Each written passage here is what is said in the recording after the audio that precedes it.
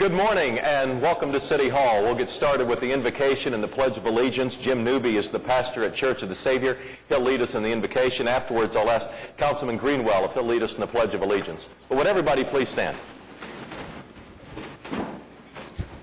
Let us pray. God of love and infinite wisdom, we gather today in a spirit of expectancy and hope.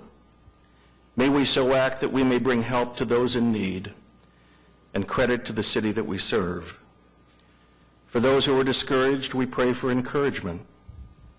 For those who are weak, we pray for strength. For those in our city who are ill, we pray for healing. For those who are victims of violence, we pray for peace. For those who are treated unjustly, we pray for justice.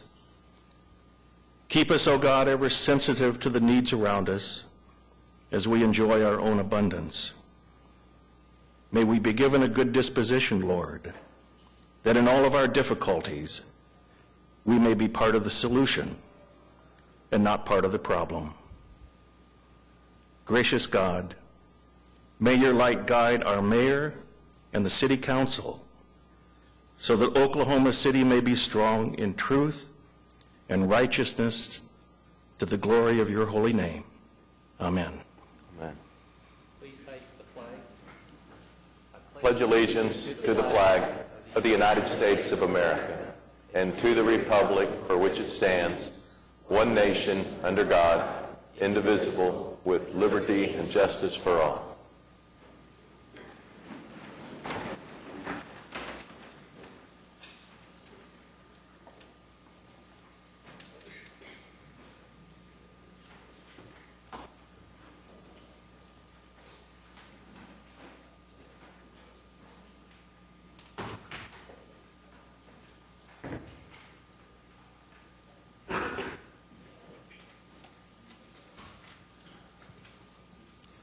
Every month, we join with the Rotary Club of Oklahoma City and the Foundation of the Oklahoma City Schools in recognizing our Teacher of the Month. And this month's winner is Heather Meldrum. Heather, where are you? Heather, come on up. We have a resolution. I'll ask the clerk to read it and we'll get settled in. Whereas Heather Meldrum has been Teacher of the Month, has been named Teacher of the Month by the Foundation for Oklahoma City Public Schools and Rotary Club of Oklahoma City for September 2013. Whereas Heather teaches 5th grade students at Stanley Hupfield Academy at Western Village and has served Oklahoma City Public School students for 7 years. Whereas Heather has been honored as the Stanley Hupfield Academy at Western Village Building Teacher of the Year and the 2013-14 Oklahoma City Public Schools District Teacher of the Year. Whereas Heather Meldrum actively seeks to involve families in the education of their children, and she also actively pursues training opportunities to improve her teaching abilities. Whereas Heather Meldrum serves as a mentor to less experienced teachers, and whereas Heather is involved in the community outside of school and assists students and families in need. Now therefore be it resolved by the Mayor and Council of the City of Oklahoma City that they do hereby recognize and commend Heather Meldrum on her selection as September 2013 Teacher of the Month by the Foundation for Oklahoma City Public Schools and Rotary Club 29 of Oklahoma City. Let's show our appreciation to Heather.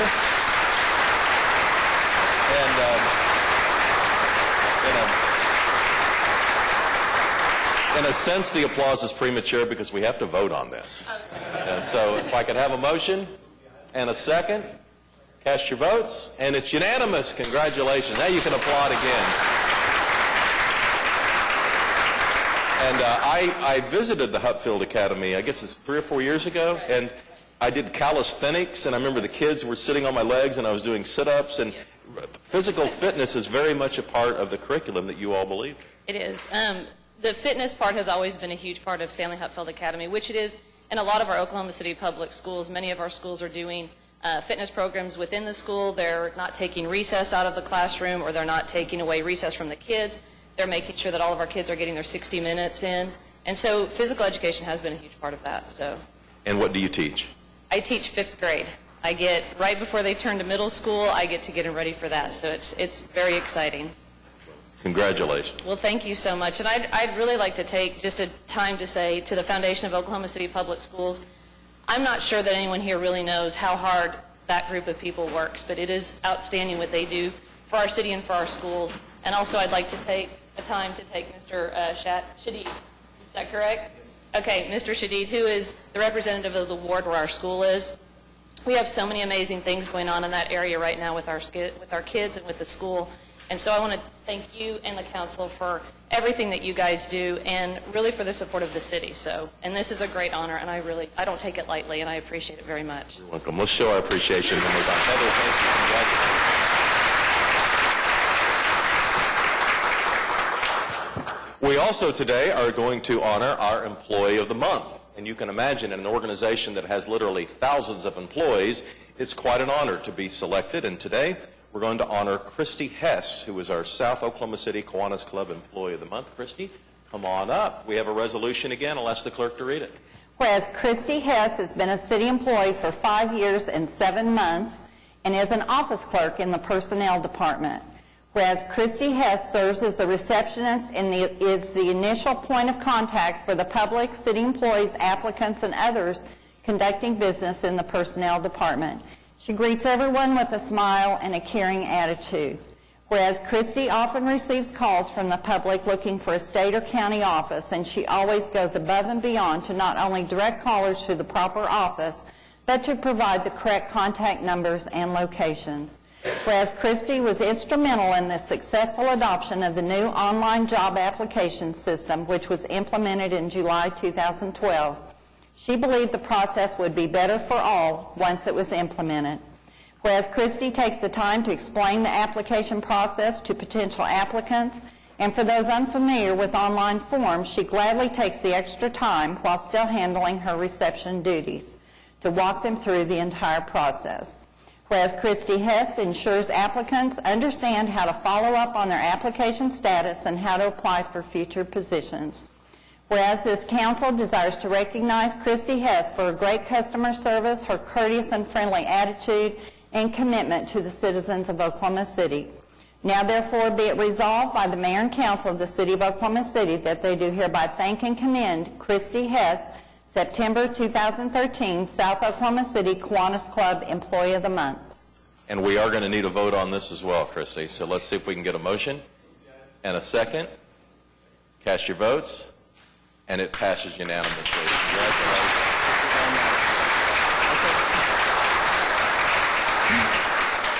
Well, first of all, I'd like to thank, this is a great honor, so I really do appreciate it. And we were joking earlier, but I do mean it. You guys are the wonderful bosses, and I have great coworkers that make my job very easy. So thank you very much. This is a great honor. The question is, who's over there right now guarding the personnel? I don't know. I'm sure they're doing a great job. Okay, I'm sure they are too. Christy, thank you. Let's show our appreciation to Christy and the personnel department. Thank you. Congratulations.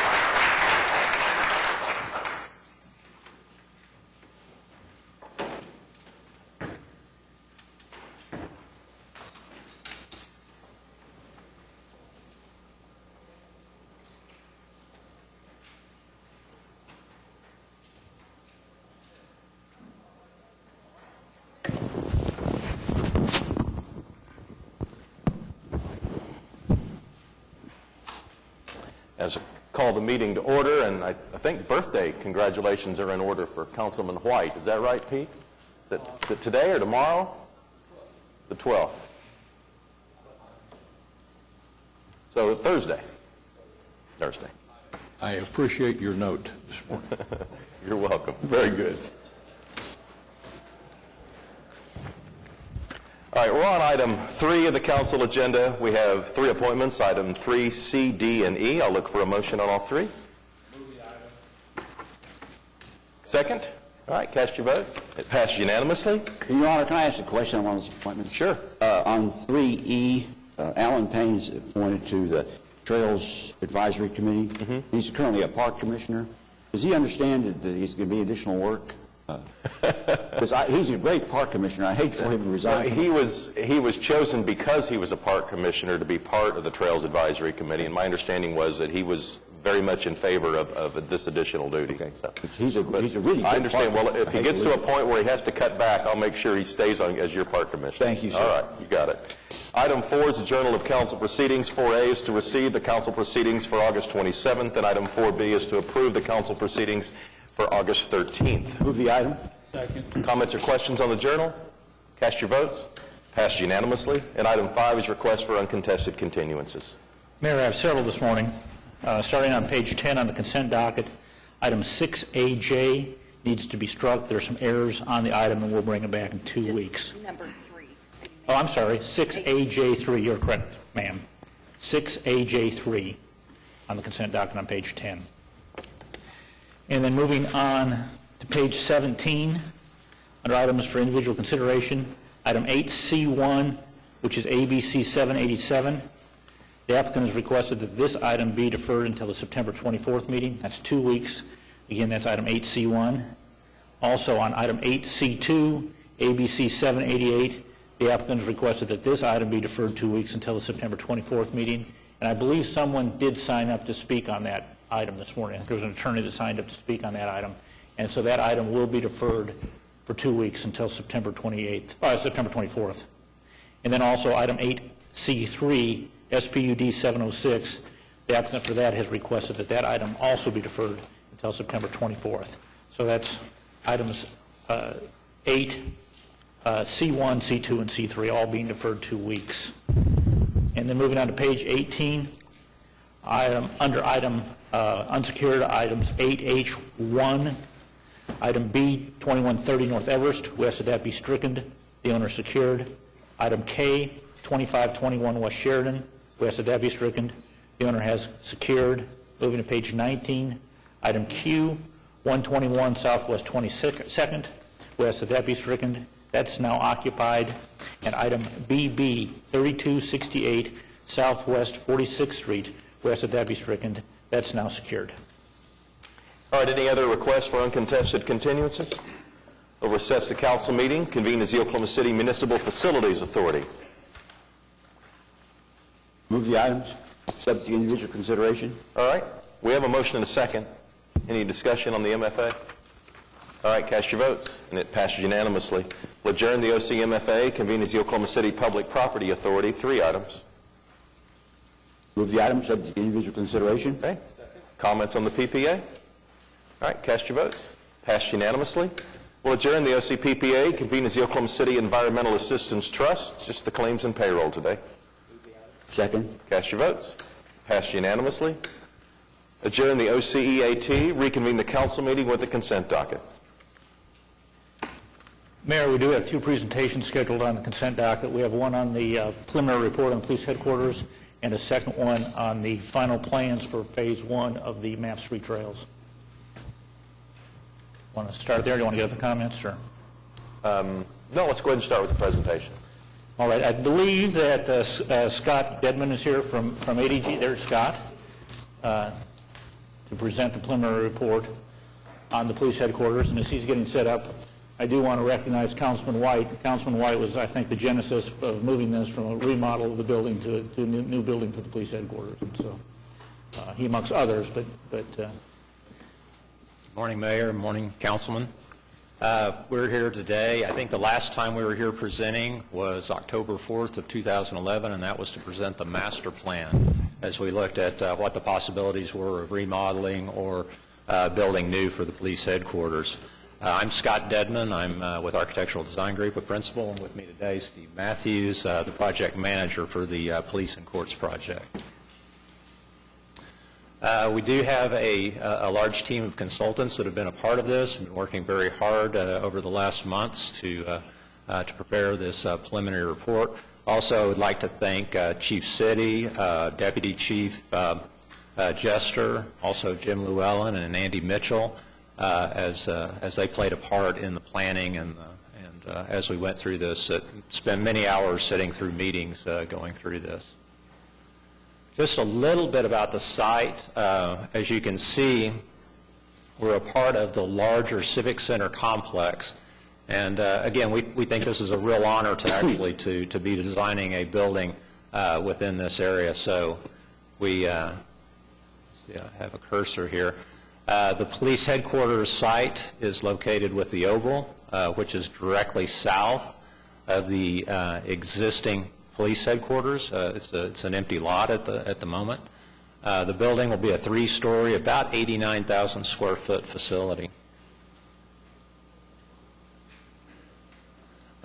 This is just an interesting photograph that we found, a historic photograph of the Civic Center complex that shows the building. So it shows the county courthouse, city hall, Civic Center.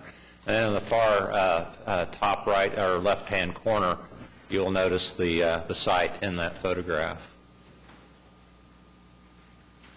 And one thing we wanted to do as we designed this facility is we wanted to be very aware of the buildings that we were becoming a part of in this Civic Center complex. One is the City Hall. One of the things you'll notice about these public buildings are the pattern of fenestrations of windows, how they're located or they're arranged in some very vertical orientations. Again, if you notice in the Civic Center itself, the different materials, the tan brick, the limestone that's used, some very strong cornice details. One of the things that we really liked are the decorative metal grill work that take place over the windows. These are all things that we wanted to reflect in the new design. County courthouse as well, again, very large vertical window treatments. Also, the public entry and the way it's treated is something very important. Adjacent to the site are several buildings. We've got the Museum of Modern Art, which has the large glass atrium, limestone, sort of picks up on a sort of a new Art Deco type of style. The county jail with the red and tan brick and black brick. You can see adjacent to the police headquarters will be the property or the property management building, which is currently being renovated on the interior, and there will be some work on the exterior done as a part of our project. And then adjacent to what would be the municipal court site is the Choral Directors Society, which has a tan brick similar to that used on the Civic Center and the other municipal buildings. So our site is bounded by Main Street on the south, Chartel on the west, Colcord on the north, and then Lee basically on the east. Just to look at the design, what we've tried to do again is reflect the buildings that are around, reflect the style and character of the municipal buildings that we have. The palette of materials are a mixture of tan bricks. It's the exact same brick that was used to expand the Civic Center a few years ago. The red brick is similar to the brick used on some of the more industrial buildings of that area. One thing we wanted to pay particular attention to is the importance of the public entry. So you can see a large atrium that rises up from the building that's capped with a metallic roof that extends a cantilever out over that space. Again, also, I'll just point out the vertical window openings. That was another theme that we tried to pick up in this design. As we come around the corner, this is the Chartel and Main Street view. And we think this is a very important corner. This kind of becomes a gateway to the Civic Center complex. And so on that corner element is made out of a material called CSMU, which is a material that has a very similar appearance to limestone. Unfortunately, the budget doesn't allow for limestone, so this is a material that has a very similar look, a very nice, smooth limestone appearance. Also, again, you notice that the window patterns is a vertical pattern on that south side. One of the things I'll note, too, we have presented this to DDRC. One of the things that we're varying just a little bit from the DDRC requirements is that we are creating a greater setback. So we were setting this building back about 30 feet from the curb line. And to bring the building up a little bit, we have a landscape retaining wall that serves to contain the landscaping, raises the building up, but also is a vehicle barrier as well, so it gives some protection to the facility. And then finally, just a view from Chartel and Colcord. Again, I think it's an important view of the building. You get a good look at the entry from that location, as well as the public plaza. So on the north side of the building, we have set the building back somewhat and created a public space outside of that that will have some seating and some landscaping in that location. The project schedule, just to give you just a brief rundown of that. Again, we're presenting today for the approval of the preliminary report. Our final plans will come out this month, and then the bid opening will be in October with a completion date in a construction completion date in the summer of 2015. At the preliminary report stage, the construction budget was $21,700, $21,800. Right now, our preliminary estimate is slightly above that by about $145,000, but that also, the initial cost estimate includes a contingency of almost $700,000, so we feel like we were very close to the budget and very much on track at this stage of the process. So briefly, that's our preliminary report. I think written copies have been submitted, and be happy to answer any questions. In your design, is there provisions for expanding this facility? There is, Councilman Ryan. The thought is that in the future, the evidence and property storage building is a relatively old building. It's being renovated to some extent, but there is space available that in 20 years or 30 years when it needs to be expanded, that there is that space available to the east. Thank you. The architect's problem, but it seemed to me that one of the issues that we had to deal with in the old building was a lack of maintenance as it went forward, keeping it up to date. And so we're paying for that now by building a new building when we might have been able to save the old building had it been maintained properly, expanded properly, and rehabilitated properly. Are we going to try to ensure that that doesn't happen again in this new building? We are. We'll make sure that we've got adequate funds available for proper maintenance. Because it seemed like a lot of the systems over there got old and they weren't replaced and weren't updated as they should have been. Thank you. Pete? Yeah, actually, that was my question also, because I'm convinced that we wouldn't be doing this had the original building been designed to be expanded. But the other, I had a secondary question too, and it has to do with... Actually, the original building was expanded once. I know. And in fact, it was going through that expansion that convinced me that we need to build a new building. It just, I mean, I'm the one to throw rocks at who was here before. I mean, someday somebody else will be here besides me and throw rocks at me. But I think people did the best they could with what they had at the time. But I do think that planning to expand it is a much wiser way to do it. I mean, having a plan on the ground that does that. I had a couple of other questions. One is, does this include is there any recommendations in this anywhere that have to do with what happens to the old headquarters building? Yes, it does. It actually falls into the next phase of construction, which would be the county or the municipal courts building. Mm-hmm. We'll be working on that next. At the time of completion of the municipal courts, then the existing facility will be taken down, with the exception of the old city jail, and at the present time be used as surface parking. So no one is surprised when they hear it. I'm not going to be in favor of tearing the old building down. So now that we know, I just want to get that out there before it becomes a shock to somebody. Right. It's that building has historic significance. It was built by the WPA in that whole WPA Couch Park thing in the 30s. It has jail. We're going to say the jail remains. The jail is not. I thought I said the police headquarters. Did I not say that? You did say the police headquarters. Okay. Well, that's the jail, the old jail. No. The whole jail is anticipated to remain. The police headquarters is anticipated to be torn down.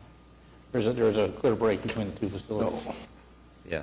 I guess I've been here too long. The original police headquarters, first time I ever went to police headquarters, it was in that building where the jail was. That's true. It does say police headquarters right on the front. I guess I've been here too long. We're referring to that as the old jail. Okay. Yes, the old jail. Up on It's not short term. However, I think I'll make this point clear. Chief City would like to see it go. I know he would. Absolutely. But there are others who would like to see it be saved, so that's a debate for another day. Okay, that's another argument. Okay, that's correct. Right.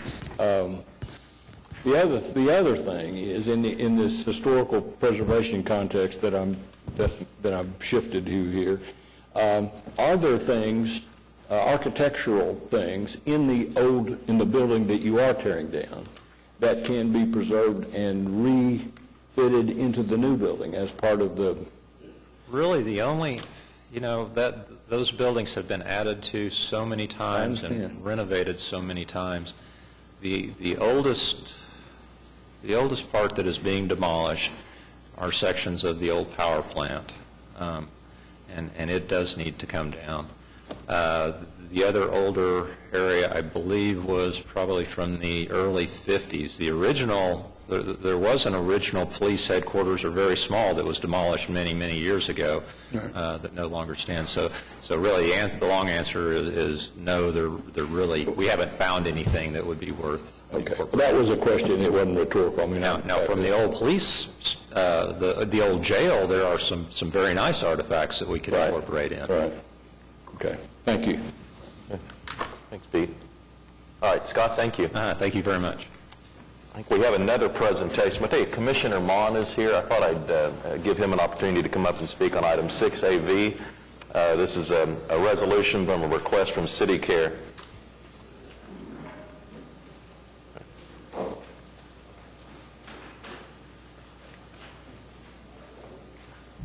Thank you, Mayor and Council. I have with me Safari McDoulett's mother, Miss Patty McDoulett, who's, of course, a retired Oklahoma City employee who was a longtime servant of your Will Rogers Park Senior Center.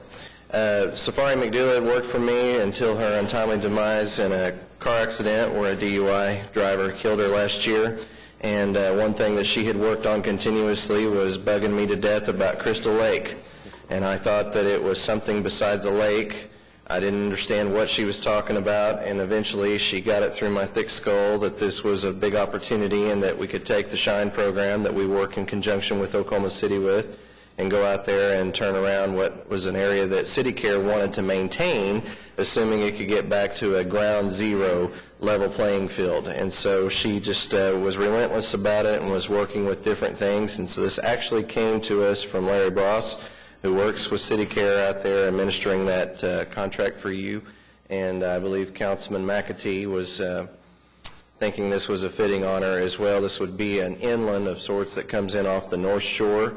It's kind of the highlight point out there, and a committee led by Miss Patty and the family is committed to raising some funds to establish a monument there on a point that you, I believe, will be considering to name after Safari McDoulett. So I would be happy to answer any questions, but I've said it many times privately, but as a matter of the records, Crystal Lake absolutely, in spite of it being my program and the crews that work for me out there taking care of it, it would not have happened without Safari's leadership and, quite frankly, her vision, because I didn't have it.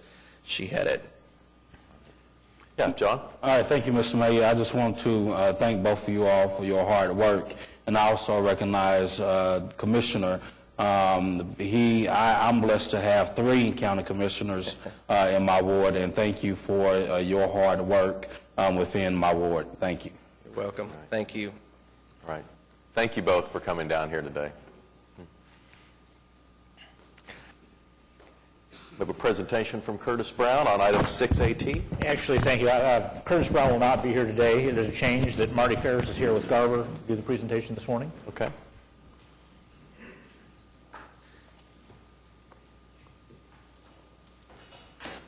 And this is the first of the MAPS 3 trail projects, and this is part of the trail that connects the Oklahoma River to Overholser, not the entire trail, but a part of it. And we would have wished to have gotten this out earlier, but it's been harder than we'd anticipate acquiring the right-of-way for this project, and so that's why this has not been brought to the council earlier. Curtis Brown would like to thank you all for this opportunity, and he regrets that he was unable to be here to give this presentation, but he did send me here to give you all this overview of Garver's portion of the West River Trail connection here for the MAPS 3 project.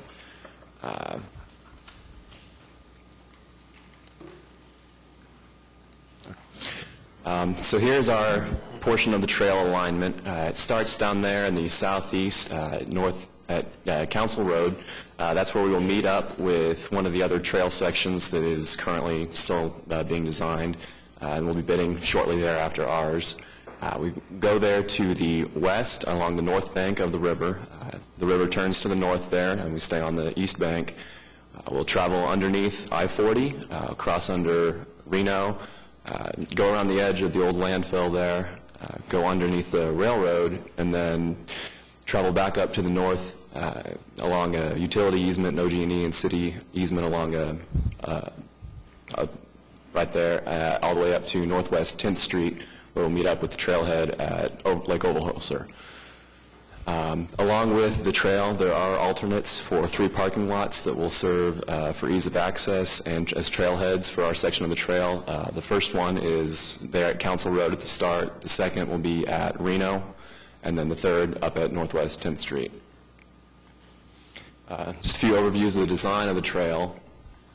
It's 5 inches of asphalt on top of 6 inches of cement stabilized base.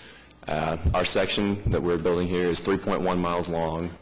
It is predominantly 12 feet wide. There is a section that is 16 feet wide where we cross under I-40. That's just for a little bit extra safety and room for people passing by each other as they cross under I-40 there, because there is no shoulder or anything to run out.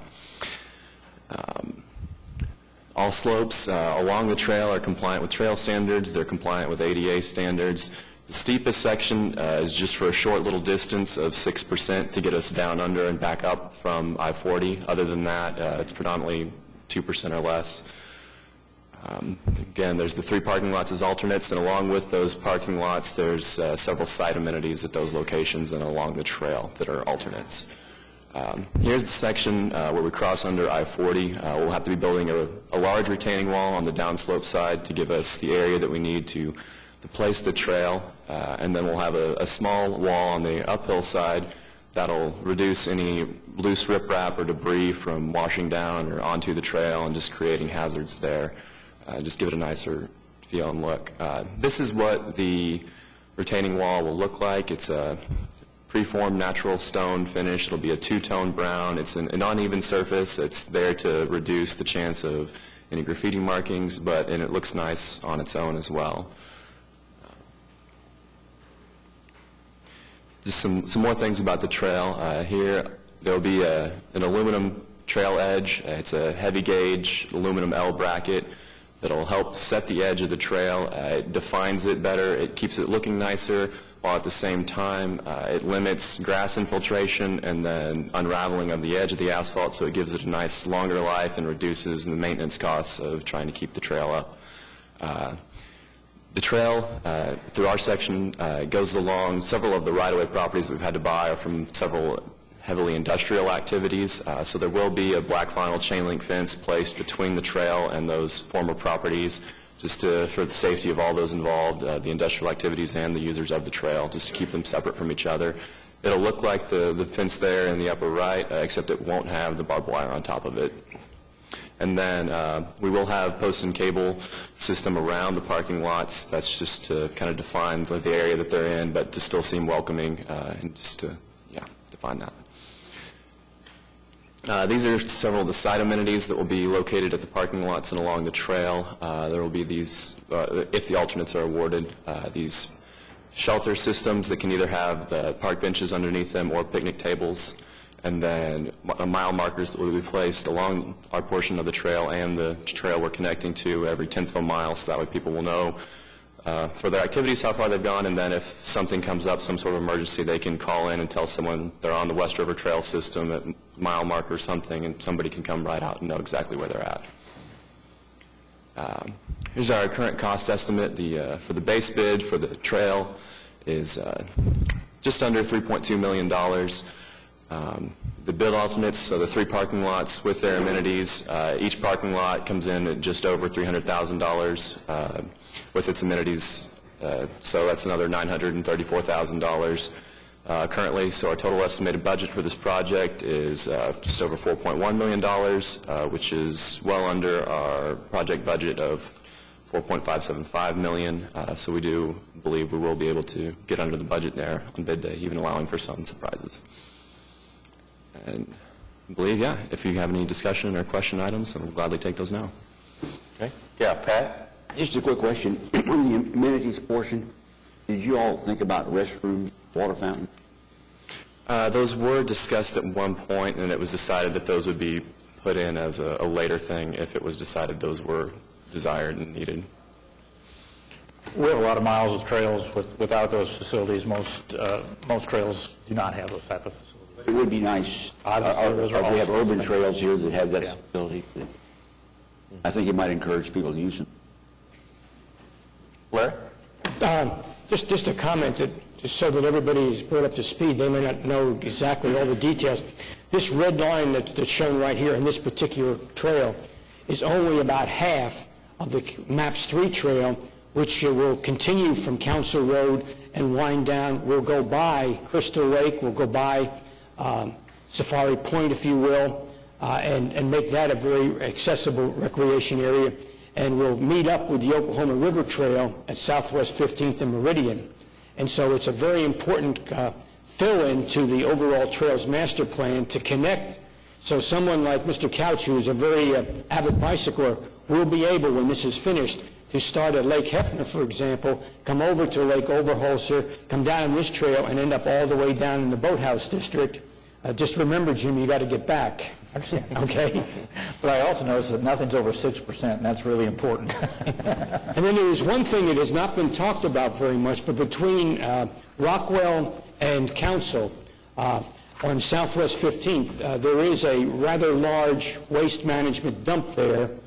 Some people may not have remembered, but the folks there, when they were planning to enlarge that dump site, did commit a significant amount of monies, and when that dump site is completed, the money is there to turn that area into a low-impact park, which could very easily also hook up to this trail component in years ahead, and would give the viewers, other than the Devon Tower, the second highest point of visibility within Oklahoma City from what's affectionately known as Mount Trashmore. So this area in the next 5 to 10 years is just going to be fantastic to see what happens out there as this trail component gets completed. And thank you for your all's work. Thank you.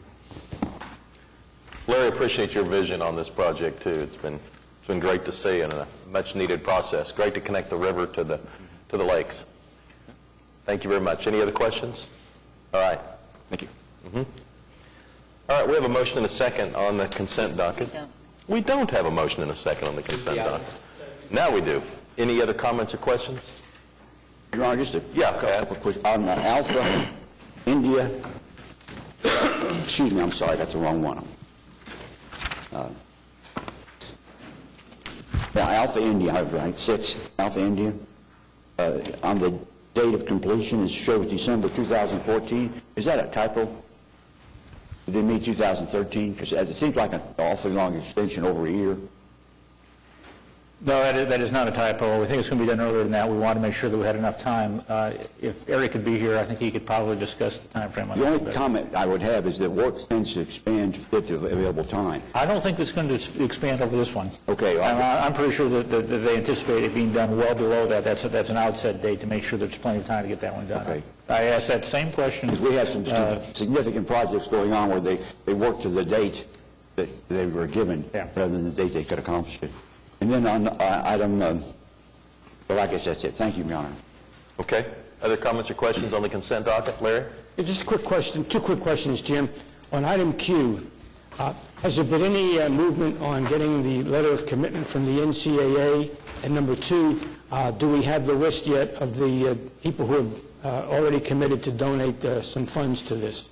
A letter of agreement was sent to the NCAA last week. They got it. We acknowledged on Monday that they've got it, and we anticipate having something in the very near future on that. And yes, I have a list of the donors. Thank you, sir. All right. Ready to vote the consent docket? Cast your votes. It passed unanimously.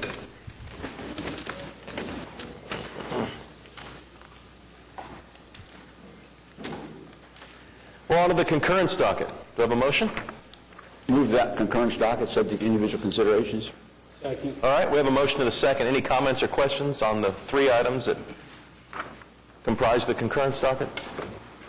All right, cast your votes. Passed unanimously.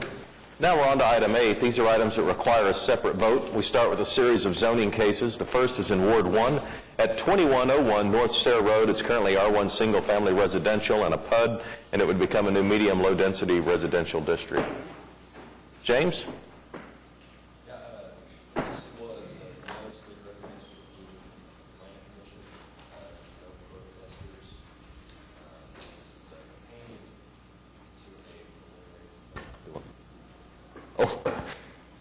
Okay.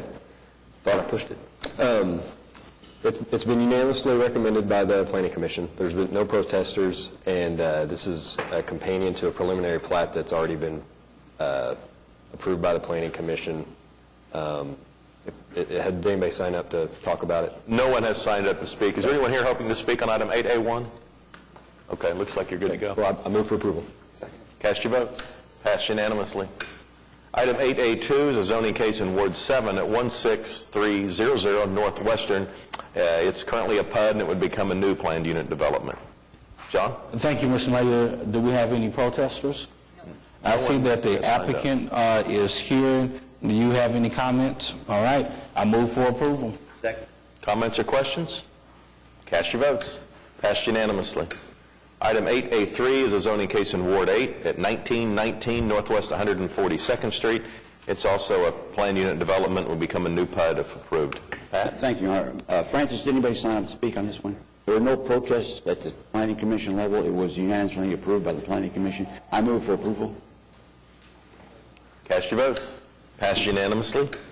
Item 8A4 is a zoning case in Ward 7 at 2953 Northeast 23rd Street. It's currently R1 single-family residential and an I2 moderate industrial district, and it will be all put together in a new PUD.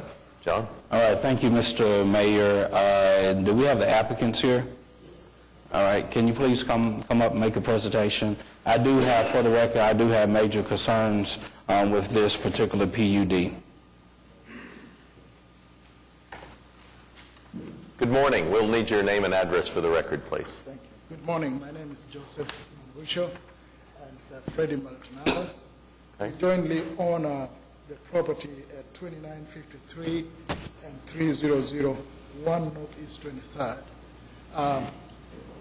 We've been using it for two purposes. One side, we use it for truck repairs, as a repair shop, and the other side, we've been using it for parking our vehicles. We didn't know that it was under residential, so that's why we applied to change it into commercial purposes where we can repair trucks and park the trucks.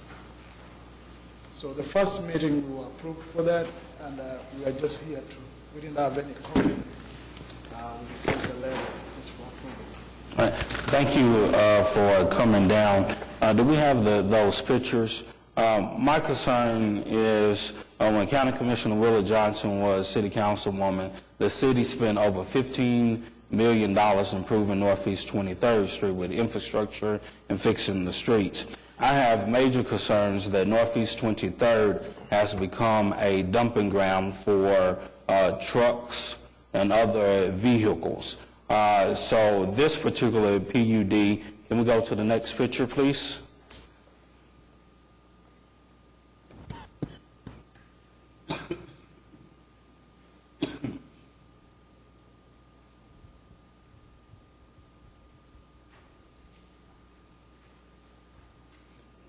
While we are trying to get the pictures up and going, I have major concerns that as you go down Northeast 23rd Street, you see trucks and trucks and trucks just sitting there. That looks bad.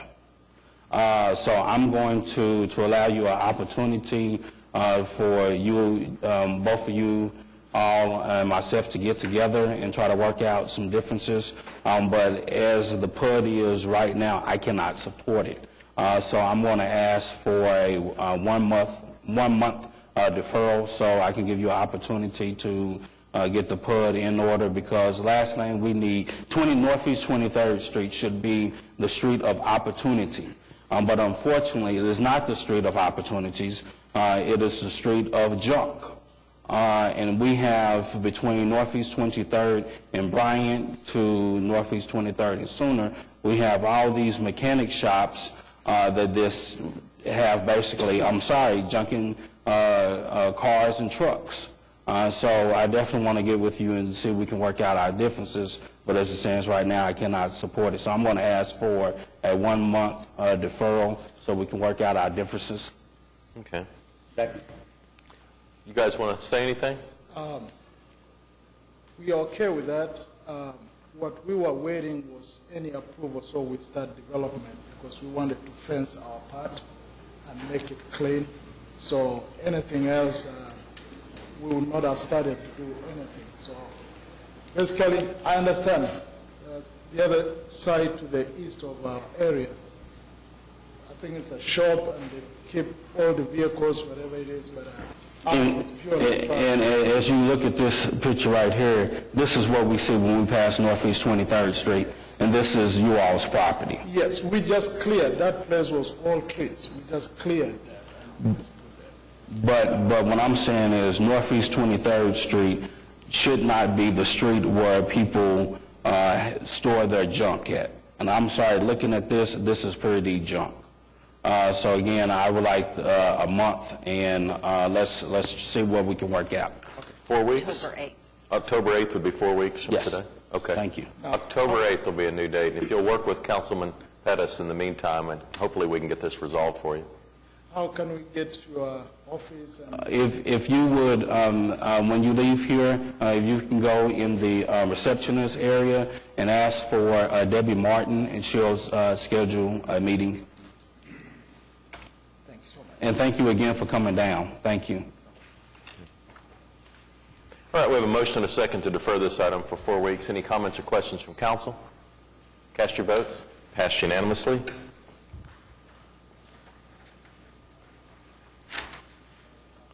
Item 8A5 is also a zoning case in Ward 7. This is at 11804 North I-35 Service Road, and it's a PUD and would become a new simplified plan unit development. John? Thank you, Mr. Mayor. I'm okay with this particular PUD. I move for approval. All right, anyone sign up to speak today on this item? Anyone hoping to speak? All right. Yes, and I do apologize. The applicant did ask for an emergency. Okay. And I forgot to mention the emergency. All right, we'll vote on the item first. It passed unanimously. And John, you want to make a motion on the emergency? Thank you, Mr. Mayor. I move for the emergency. We have a second? Second. Okay, cast your votes, and it passes 8-0. Item 8A6 is a zoning case in Ward 8 at 18200 North May Avenue. It's a PUD and would become a new simplified plan unit development. Pat? Thank you, Your Honor. Is the owner here? Apparently he didn't come, but the PUD is approved subject to building it like the drawings show. And I wanted to suggest to the owner that he needed to do that, because these things these storage facilities have a reputation for not being very attractive. But he has a good-looking drawing in here, but he needs to build it like it's shown. And I think Bob's made that one of the conditions of PUD. So I would move for approval. All right, we have a motion and a second. Any comments or questions on item 8A6? All right, cast your votes. It passed unanimously. Item 8B is an ordinance on final hearing. It's been recommended for approval to allow a special permit to operate an auto sales dealership in Ward 5 at West I-240 Service Road. David? Thank you, Your Honor. This was approved unanimously by the Planning Commission. There were no protests, and I would move for approval. All right, we have a motion and a second. Comments or questions on item 8B? All right, cast your votes. It passed unanimously. Item 8C1. Your Honor, I'm Yes. sorry. They've requested the emergency All right. provision. David's making a motion for the emergency on item 8B1. Yes. Do I have a second? Okay, cast your votes. It passes 7-0. Thank you. Item 8C1 has been deferred until September 24th. Item 8C2 has been deferred until September 24th. And item 8C3 has been deferred until September 24th. Brings us to item 8D. This is a public hearing regarding some procedures involving electronic purchasing. The council has been introduced this item in a previous council meeting. And is there anyone here that showed up hoping to speak on this item today? All right. Looks like we can move it forward. Do we have a second? Okay, cast your votes. Item 8D passed unanimously. Similarly, on item 8E, we have a public hearing regarding a resolution or an ordinance change that Wendell explained to the council on a previous council meeting. Is anyone here to speak on item 8E, public hearing regarding fees in the Parks Department? Okay. We have a motion. We have a second. Cast your votes on item 8E. It passed unanimously. Item 8F is an item that's being introduced today. Doug Dollar is here just to explain this to us. This is an ordinance for introduction regarding our EMSA service. As you'll recall, several weeks ago, Steve Williamson and Dr. Goodlow were here to talk about the new contract that EMSA has entered into with AMR to provide emergency medical service in the city. And one of the aspects of that contract was was an option to change the response time requirement for Priority 1 calls from 8 minutes and 59 seconds to 10 minutes and 59 seconds, based on the medical evidence that does not make a significant difference in the outcomes for patients. We have in our ordinances that 8 minutes and 59 second response time. So with the change in the contract, we've proposed the ordinance to make it consistent with that, to make it 10 minutes and 59 seconds as the response time. As Mr. Williamson stated, there's a significant cost difference between that 8 minutes and 59 seconds and 10 minutes and 59 seconds. And over the next 5 years, that's about a $20 million difference for Oklahoma City, that response time. So, again, this ordinance is being introduced today. It'll be heard again in 2 weeks, and then a final time in a month. So. All right. Any questions for Doug? Do we need to change Priority 2 response? Actually, when we went to go change the Priority 1, we realized that our ordinance was out of sync with what IMSA's current Priority 2 standards are. And so this was to match it up with the current standards. In essence, our ordinance was behind where IMSA is currently performing at this point. So this is to match them up. So we did need to change it to match it up, but it's not really a change in their current performance. That's their current standard. It's not a change related to the contract. Our ordinance was behind where IMSA is. Okay. So we're changing Priority 1 from 9 to 11 minutes. Right. And Priority 2 is 25 minutes? That's correct. Have a motion? Let me ask a question about that. Which council members are you two IMSA trustees? Both you guys are comfortable with that? It just seems, I mean, I'm just kind of from the outside looking in. I just have a little discomfort with it, changing the standard. But you guys have listened to the pitch, I guess, that was made at the trust meeting here and got more in depth with it than we have. You're both comfortable with it? Let me make a comment. I was selected and privileged to serve on the RFP evaluation committee that reviewed the responses. And during that time, we also looked at this particular aspect right here. And the medical evidence coming from the oversight, the Medical Control Board, was conclusive, in my opinion, that there would be no change in the outcome to the patients by doing this. It's further defensed, if you will, by the fact that on Priority 1 calls that do involve, for example, a cardiac arrest, we are dispatching the fire apparatus before, and they arrive before the ambulance gets there. And so with the type of service that we have going in the total system, what has been represented to me, and both in the RFP evaluation and in the subsequent trust meetings, is that our public will not see a deterioration in the quality of service. And for example, I think we're right now, Doug, you can correct me on this, either number 2 or number 3 in the nation on outcomes from responding to cardiac arrest. I don't remember the exact number, but you're correct. It's very high. And the other thing that also is involved is the other component of this, besides the fire coming on the scene, is the fact that on-site CPR, which can be instructed by the dispatcher over the communication line to the people on the scene, is also critical in getting a good outcome for the patient that needs it. So the total system outcomes should be the same, and we should be benefiting from a $20 million saving, which Doug gives us the option of not raising the utility bill for the next several years. That's correct. So when you put it all together, it looks like a win-win situation. I would just say that I'm very skeptical, and I have serious reservations about the direction that we're going. I think this is quite different than what we talked about 2 years ago when we talked about whether, fire would take over. And so we didn't talk about anything like increasing the response times so significantly. The reason that outcomes are not affected is because fire gets there first and stabilizes the patient and saves the life. Fire gets there at 4, 5, and 6 minutes. And if fire is there at 4, 5, and 6 minutes, then yes, it doesn't matter if IMSA gets there at 9 or 11 minutes, or on priority 2 calls at 25 minutes. But you have to ask, how is a company able to come in, I think it's $20 million per division, I mean, it's $40 million overall. If Eastern and Western Division, Right. Yeah, it was about $50 million total for the full system. How is a company able to come in and shave $40 million off of what Paramedics Plus was saying that they were going to do? I mean, I'm just skeptical that what that means is that you're going to have a significant reduction in the number of ambulances, which I think is a concern that you've brought up, Pete. And that's how you're going to save the $40 million, is that now that fire, you're shifting the responsibility for saving the patient onto fire even more than it already is. Fire gets there first 84% of the time right now.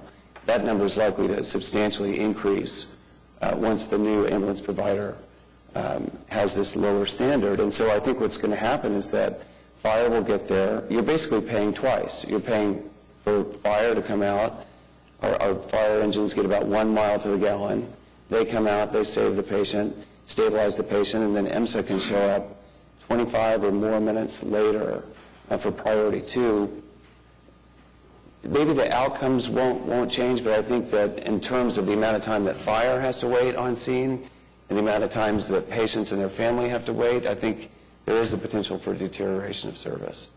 And I would defer to Chief Bryant or someone from fire to speak to it, but I believe under priority 2 calls, the fire department is not responding to those because they've reduced the number of calls they're responding to, and they're only responding to those highest priority calls. And that made a significant difference in the number of calls fire is making this last year.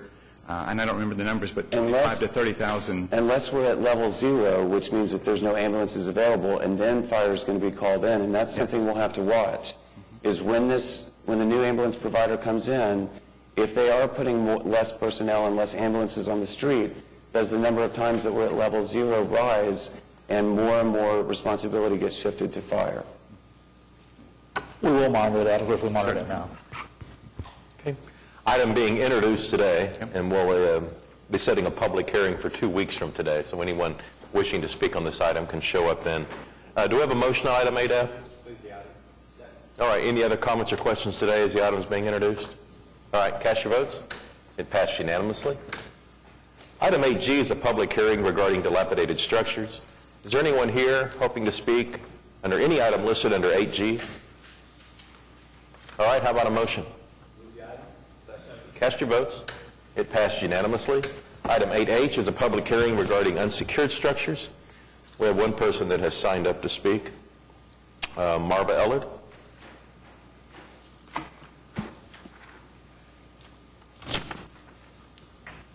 Morning, Marva. Good morning, Mayor. How are you? I'm good. We will need your name and address for the record, please. Marva Ellard, 1521 North Chartel. I think Mr. Couch addressed item H1A, but he was talking so fast I wasn't sure. Was that one that was removed? H1A, no. Okay. That was not addressed. We're in the process of purchasing 2508 North Dewey, and I can tell you that as of now, it is secured as of yesterday.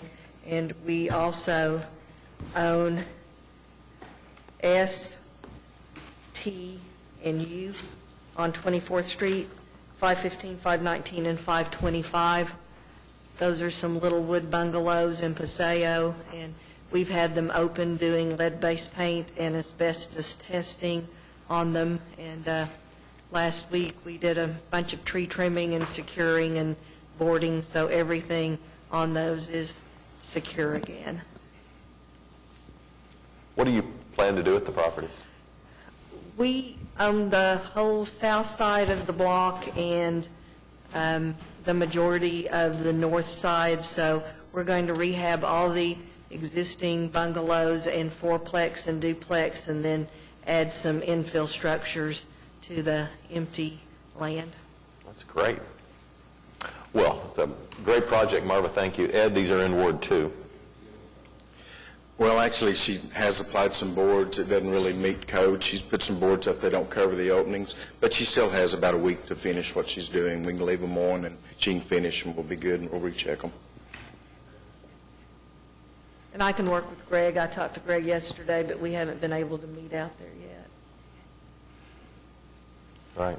It just seems to me like this positive activity is the result of the kind of the revitalization of 23rd. Am I right about that? So There's a ton going on 23rd. Yeah, and Land Run. it's making 24th Street more viable. We think it's going to explode over there in the next few years, so but we're very excited about contributing to the residential aspect of it while Land Run is doing some commercial work on 23rd in the old Catherine Lipes Hotel Motel Liquidator building, and then there's lots of new restaurants and other businesses popping up on 23rd, so it's pretty exciting over there right now. All right. Well, thanks for your work. Okay, thank you. You okay? Okay. Anybody else here to speak on an item under secured structures? All right. Have a motion? Second. Cast your votes. It passed unanimously. Your Honor, may I make a comment, just as you've mentioned on 23rd Street, how commercial redevelopment is leading development in the surrounding neighborhoods. I'm hopeful, and I believe this will be the same case in South Oklahoma City as I-240 sees the results of some efforts by the businesses along I-240 to recreate that. I think the neighborhoods on both the north and south side of I-240 will see a lot of good development follow. Thank you. And Mr. Mayor, if I may, and I'm glad you brought up Northwest 23rd. I'm trying to redo some things on Northeast 23rd, and that's one of the reasons why I deferred that previous PUD, because for so long we in the city has poured money into trying to put great infrastructure in. So I think just like what's happening on the Northwest 23rd can surely happen on Northeast 23rd Street. Thank you, Mr. Mayor. And John, those pictures, those seem to me that surely those are code violations, the way those trucks were kind of scattered around the property. It could be. We'll take a look at it. Yes, and it sounds like John needs some help over there. That's if it looks like that on a more consistent basis.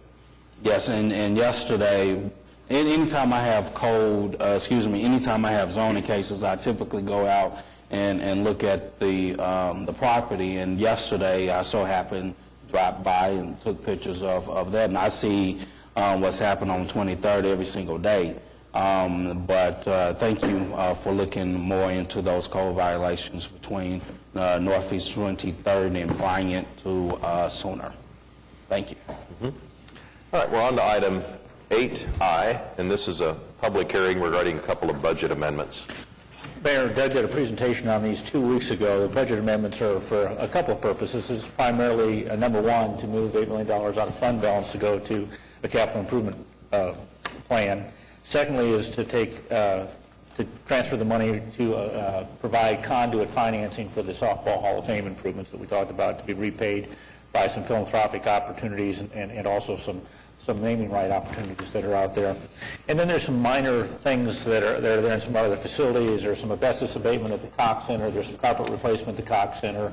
There's some storm damage at the Chesapeake Arena. And then there's a small amount to complete an airport project, road project on the airport. All right, this is a public hearing. Is anyone here to speak on item 8I today? Okay. Your Honor, I'd like to make a comment on the money that's being taken out of the reserve fund and put into its construction budget. That money should be administered by Public Works and not the individual council member.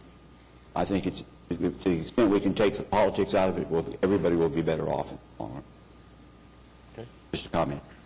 Any other comments or questions on 8I? All right, how about a motion? Second. All right, cast your votes. Passed unanimously. Item 8J is a companion item to item 8I regarding softball. Right, this would have been on the consent docket, but the attorneys rightfully pointed out that you got to transfer the money before we can award the contract. So this is, now that the money is transferred, we can award the contract from the Softball Hall of Fame. All right, a motion on 8J? Second. Cast your votes. Passed unanimously. Item 8K is a series of revocable permits. I don't ever remember this many events being held and presented to the council at one time, and we have a series of people that have signed up hoping to speak. We'll take them in order. Item 8K1 is an event in Ward 7 called Walk to Cure Diabetes. Is anyone here hoping to speak on this issue? All right. And we'll need your name and address for the record. Okay, I'm Jackie Davey, and it's 2212 Northwest 50th. Okay. Tell us about your event. I am with JDRF, and we fundraise for type 1 diabetes research, and our Walk to Cure Diabetes is one of our 2 annual signature events where we raise around $135,000 for type 1 research. So, How long is the walk? it's about 1.5 miles. Okay, and this looks like it's in Bricktown? Mm-hmm. Okay. John, you okay with this? All right, thank you. I'm definitely okay with this, and thank you for all your hard work and your organization's hard work as it relates to diabetes in our city. I move for approval. All right, cast your votes. Passed unanimously. Thank you. Good luck, Jackie. Item 8K2 is an event in Ward 6 called Rebuilding Together OKC Construction Derby. And it looks like we have a couple of people that have signed up to speak. And we will need your name and address for the record. Are you John? Yes, I am. All right. John McCarron. The address for Rebuilding Together is 730 West Wilshire, Suite 108, Oklahoma City. Sarah Norton Sander. I'm going to get that correct eventually. It's going to be passing out some brochures for you about the event, as well as some shirts for the event as well from the past experience. Councilman White and Councilwoman Salyer, it's been a big help in the past with this event. We appreciate it. The event is the 10th annual Rebuilding Together Construction Derby. Be held October the 6th at 11:30 on 5th Street in between Chartel and Walker. It's a great event. It's kind of like if you all remember the Soapbox Derby days.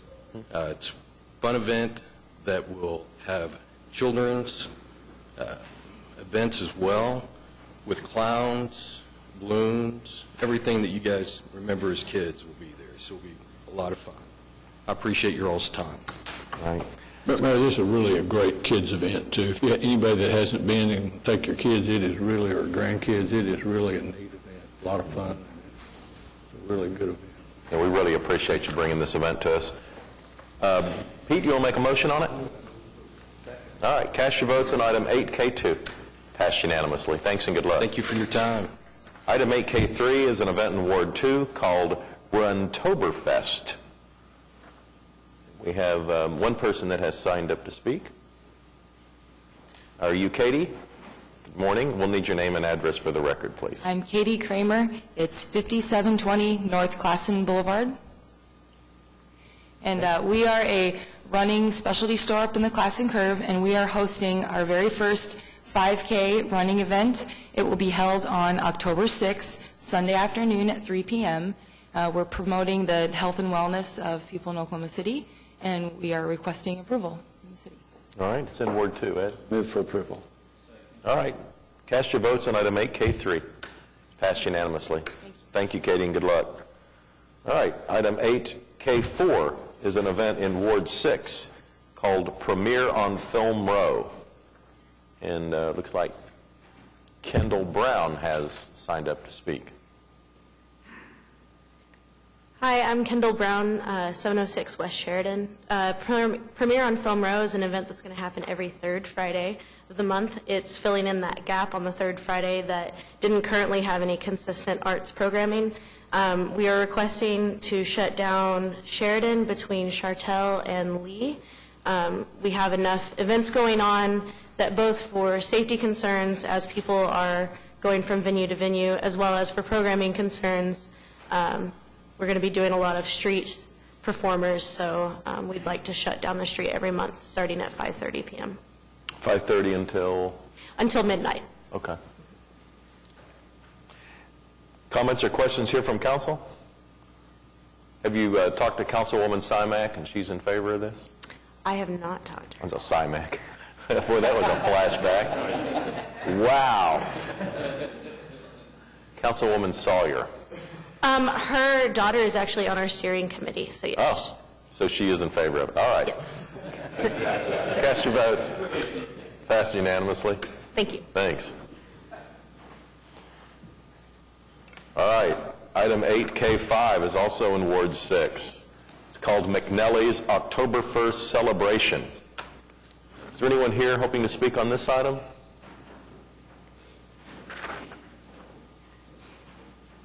We wanted your name and address. My name is Brian Pittman, address 2520 Northwest 24th.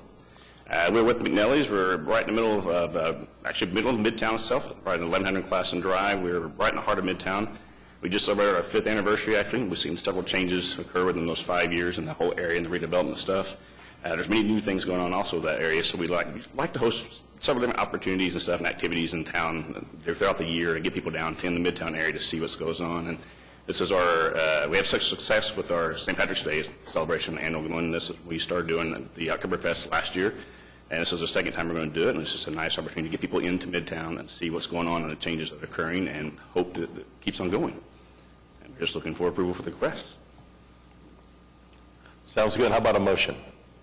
Hey, we're voting on item 8K5. Cast your votes. Passed unanimously. Thank you very much. Item 8K6 is an event to be held in Ward 1, the First Baptist Church of Yukon, holding Miles for Missions 5K. And it looks like Nate has signed us up to speak. My name is Nate McConaughey, 15 South 6th Street in Yukon. Let me say thank you in advance for working with us. The city of Yukon was not so willing, so thank you for your time. Put that on the record.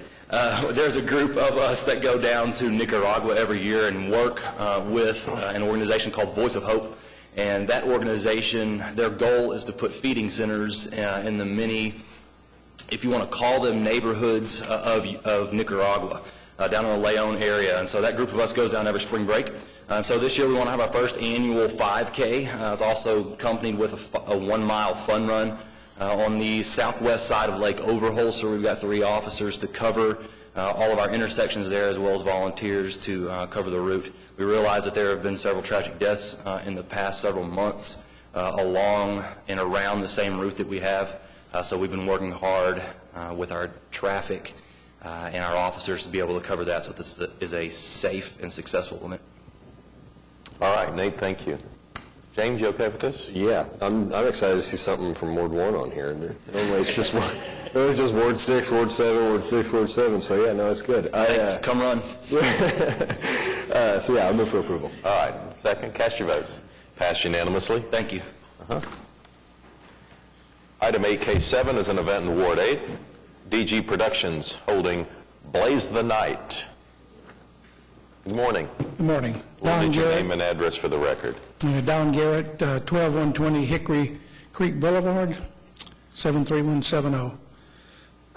Working with the Farmers Insurance Help Center. We've had this for 3 years. The 5K starts in their parking lot, uses 1 lane of Rockwell down to the Votex Center. Use 0.4 miles of Rockwell. Raising money for the March of Dimes. Great. We appreciate your work. Pat, you okay with this? All right. Cast your votes on item 8K7. Thank you. Passed unanimously. Item 8L is a series of revocable permits. First is an event that will be held in Wards 1, 2, and 8. And this is the Redman Triathlon. Is there anyone here wishing to speak on the Redman Triathlon? Good morning. My name is David Wood, address 6012 Marlowe Lane. This will be the 9th annual event for the Red Man Triathlon. We've always enjoyed exceptional support from the City of Oklahoma City, and that has been absolutely true again this year. I am here just to answer any questions if there are any, and we're seeking approval for the event. How many participants this year? We're right at 1,100 athletes. Oh, my gosh. 47 states and 3 foreign countries. And all of those are doing all 3 sports? They're all doing the triathlon? We do offer an event called the Aqua Bike for those who no longer enjoy running. And there are actually, with each year, a growing list. So that's actually probably fairly close to 200 of those. I would think the swimming would be the part that would scare people off the most. It is. The half-distance triathlon is 1.2 miles of swim, 56 miles of bike, followed by a half marathon. And the full distance event, which is roughly 200 of those 1,100 athletes, doubles that distance. And still the only legal opportunity to swim in Lake Hefner. Is that right? That'd be correct. All right. Have a great event, and it's in, I'll let Pat. I have a question. Will the park be open to the public during this? As part of the revocable permit, we do agree to that as well, yes. And the part that got my concern, because we've had some difficulties with traffic out in that area before, was what street will be closed for this 110-mile bicycle ride? Well, over time, we've moved to a point where the course now, we only use one lane on one road at any one time. So MacArthur North on the outside lane. When we come back into town, we've taken the bikes over to Council, and then they come south on Council, back down to Britain, and then back over to the lake property. And you will have some police officers at the intersection? I think there are a total of 32, and then an additional 95 volunteers that are at any ingress or egress point. This is a great event, and it really draws a lot of attention to that part of the city. Thank you very much. We enjoyed the support. Thank you. All right. David, thanks. Thank you. Cast your votes. Passed unanimously. Item 8L2 is an event in Ward 6 called the Mesta Festa. Is anyone here hoping to speak on this event? How about a motion then from council? Cast your votes. Passed unanimously. Item 8L3 is an event in Ward 7 down at the Boathouse Foundation. John, you okay with this? I'm absolutely okay with it. Do we have anybody from the Boathouse? That's what I thought. And I want to thank the Boathouse Foundation for everything that you all do on the river. Of course. And also in the community. A few months ago, the foundation allowed the New Horizon District of the Boy Scouts, which I'm the chair of, allowed us to have a day camp there, and we had a couple hundred students from the inner city, and so it was great for them to experience what the Boathouse District has to offer. So again, thank you. Absolutely. I'm Amanda Bowen. My address is 725 South Lincoln. We are hoping to host the Oklahoma Regatta Festival October 2nd through 6th. It's a day longer this year because we added an extra event on Wednesday the 2nd. Sounds great. Thank you for your work. Sure. I move for approval. Cast your votes. Passed unanimously. I'll pass on that Men's Fitness Magazine just recognized the Boathouse Foundation's events as one of the top, one of the top exercise opportunities in the country. Yeah, so, and they were specifically pointing out the dragon boat racing. Yeah. All right, so we're on now to item 8L4, and this is in Ward 8. It's called the 2013 Oklahoma Ultra Running Championships. David, you're back. I'm back. Again, David Wood, 6012 Marlowe Lane. This will be year number 5, I think, actually. At Bluff Creek, it gives us the premier opportunity to run a road course race and a off-road course race at the same time. One of the only locations in the country where we can do that. In this instance, in increments of 1 hour, 6 hours, 12 hours, or 24 hours, athletes will be joining us from all over the world to participate in the national championships. So they'll actually run for 24 hours. Uniquely enough, with the athletes that are coming here to participate in the 24-hour event, there's a very real possibility that we'll break the world records in the women's and the men's distance for 24 hours. So. And you're drawing competitors from how many other places? I think at this point we're at 32 states, and then there are probably 3 or 4 foreign countries. That's great. What type of weather would you hope for that morning? We'd love, 73 degrees, right. Something around there. See what we can do. Let's see, if I can order that, let's do it. Okay. You came to the right place. Exactly. All right, how about a motion then on item 8L4, Pat? Move the item. All right. Cast your votes. Thanks, Thank David. you all very much. Mayor, there are 11 either revocable permits or revocable right-of-way permits on the agenda this morning. I think that may be a record. I'm not sure. Josh Ryan handles all those for us and administrates them, and has advised me that on the council meeting in 2 weeks, there will be equal that number, if not more. So it's really a sign of I think, the vibrancy of Oklahoma City. It's great. Item 8M is a resolution that will call a special council meeting for Tuesday, September 17th, so that's 1 week from today. Motion here? Move the item. Second. Cast your votes. Passed unanimously. Item 8N, I understand we do not need executive session on this item? Do not. All right, how about a motion? Move strike. Okay. Cast your votes. Passed unanimously. Item 8O, I understand we do need executive session? We do.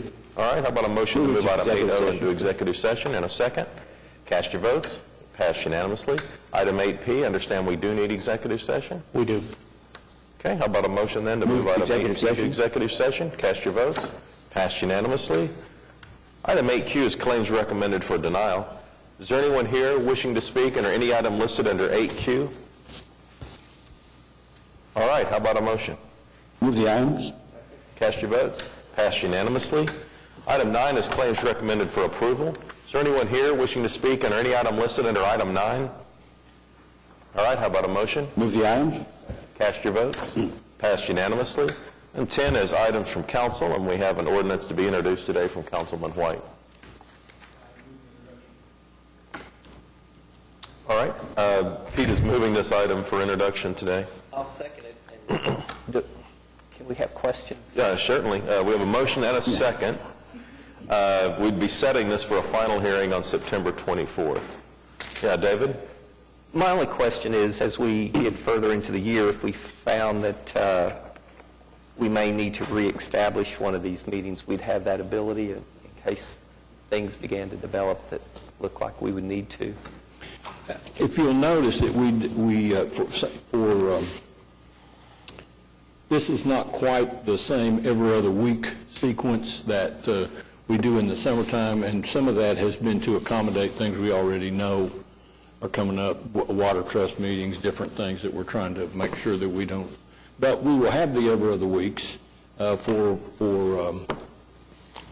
do now, as we do next week, for workshops or whatever's needed to. We always have the ability to call a special meeting. Right. Yeah, just as we're doing for next week. It seemed to me, after observing this for a long period of time, that the second fiscal quarter is probably as easy, if not easier, to do this in because we have some automatic holidays like Thanksgiving, Christmas, the New Year's holiday sometimes is something that happens in December. The National League of Cities is in the fall, and so oftentimes there are quorum concerns that we just cancel meetings for anyway. So it seems to me that it certainly is as easy to do it in the second fiscal quarter as it is in the first, and maybe easier to do it in terms of timing. Did you do any study for additional months, like January, February, March, April, May? Yeah, I thought about it, but looking back over several years of doing this, January, perhaps not January, but February, March, April, May, and June are meetings that if we don't have a council meeting, we need a budget type presentation meeting. So it seems to me that we could go ahead and talk about doing it year-round, but I would think that at least February, March, April, May, and June, we'd be back doing every meeting anyway, or because of budget sessions with all the different departments and so forth. I've talked to a few department heads, and for the most part, the only real comment I got was, and I suspect Josh would have the same comment, I got from Wendell that had to do with people that wait till the last minute to get permits. That could be problematic, and I suspect if I had thought about talking to Josh, he'd have that same comment, because I think a lot of these things do come in at the last minute, but I'm not sure someone's waiting to the last minute to get a permit to have a race is enough of a reason not to bring all the department heads in here for 4 hours and have us come down. It's not something that I want to make a test of fellowship around the horseshoe about, to be honest with you. I think it makes sense. I think it makes economic sense. I think it makes sense in how we do our business. Doesn't do anything to keep us from coming down on any given Tuesday to take care of business that needs to be taken care of. We'll see.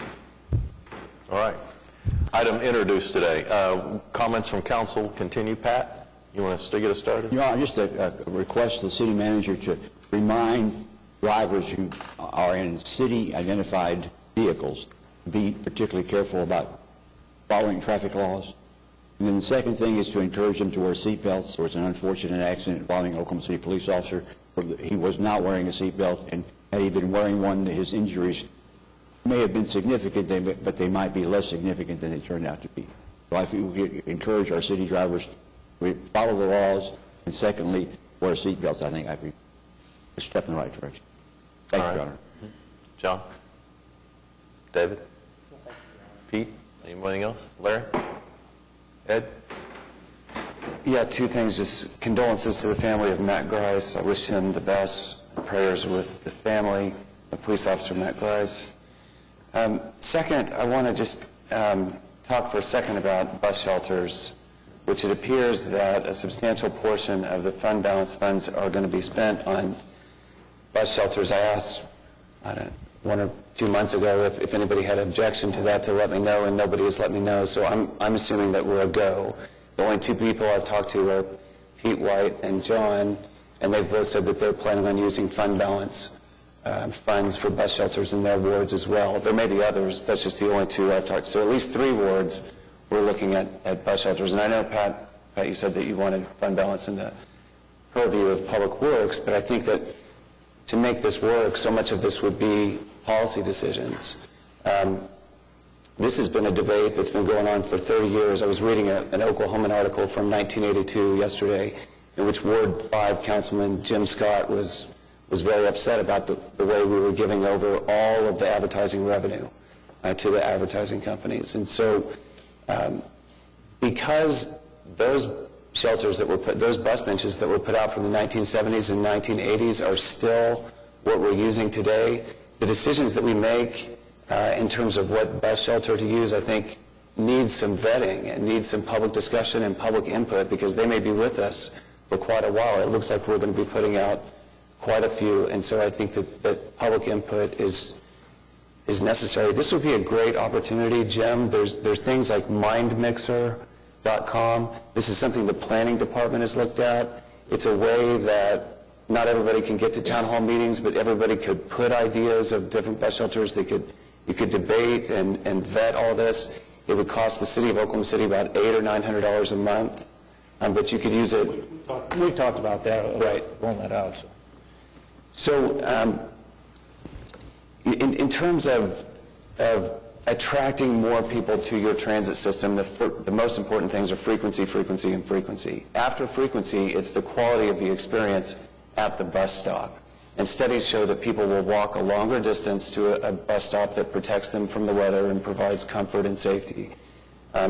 Studies also show that the perception of time is much slower when you're waiting. When you're waiting out in the hot sun, the perception of time it goes about as much as 7 times slower than time spent on a bus. So that quality of experience is very important. And when cities get into this debate or vetting, you tend to split into two camps. There are those who are transit riders and those who are non-transit riders. Non-transit riders tend to be more concerned about the aesthetics. Transit riders are more concerned about being protected from the weather, safety, having the shelter be 5 to 10 feet away from the curb, comfort. So you get things like this. This is a bus shelter that won a design competition and gets all kinds of architectural awards, and it looks really nice aesthetically, but the Oklahoma City weather would just pound this. I mean, it would just, this would do nothing to protect someone from the Oklahoma City weather. So we actually had, I've read in at least 3 or 4 different books and periodicals about the design competition that we had in 2005 in Oklahoma City, and it got a lot of recognition, but we can't find the results, and nothing was ever implemented. So there was a design competition done in Oklahoma City in 2005. It just hasn't provided any guidance. So look, Boyd, can you go to the next? This cut off a lot. There was a design competition in San Francisco. This is what they're putting through their city. Notice that it has a map of the transit system, which none of we really don't have in our city. We could have real-time bus information about how long until the next bus. This has recycled roof and a solar panel. That maybe that's too green bean for Oklahoma City, but go to the next one. This is Chicago. This is what they're putting in Chicago, and they're clearly trying to protect riders from the weather. Can you go to the next one? This is what they're putting in Brooklyn. Can you go to the next one?